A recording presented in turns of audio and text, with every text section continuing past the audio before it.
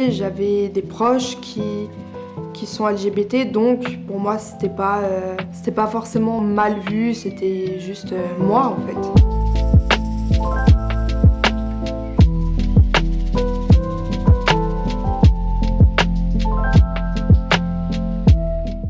Alors moi, je me suis rendu compte que j'aimais les filles parce que avec ma meilleure amie de l'époque, on mangeait tout le temps à un endroit bien précis et on voyait une fille passer et on se disait tout le temps waouh, mais qu'est-ce qu'elle est belle. Un jour, j'ai pris mon courage à deux mains et je suis allée lui parler et après on a commencé à sortir ensemble.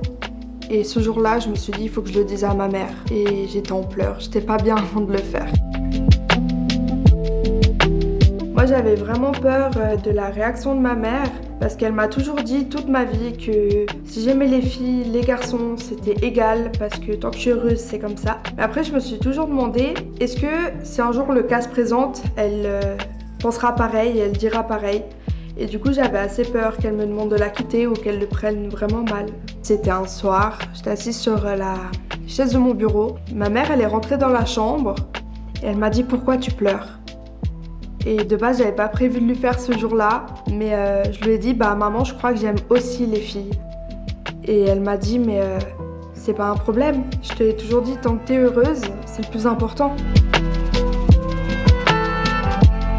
Directement après, j'ai toute la pression qui est redescendue. Je me suis dit, ah bah, j'avais pas besoin de m'inquiéter en fait.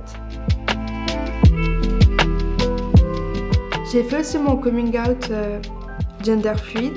J'en ai parlé en premier à un chef scout et à sa copine qui est dans mon groupe scout à moi. Je me sentais en confiance de parler avec cette personne-là. Et ces personnes m'ont aidé à faire mon coming out au camp, auprès des autres jeunes. Ça m'a fait beaucoup de bien. En premier, je l'avais annoncé à ma sœur avec les chefs. Et après, je l'ai annoncé au reste du groupe. Alors, pour moi, gender fluide, c'est vraiment quand on se met pas dans une case de genre où ça varie. Des fois on peut se sentir homme, des fois femme, des fois on peut se sentir sans aucun genre, c'est vraiment comme ça. Moi, si je devais dire quelque chose à mon ancienne moi, ce serait de pas se mettre la pression, de pas chercher absolument à se mettre dans une case, qu'on est ce qu'on est et c'est comme ça.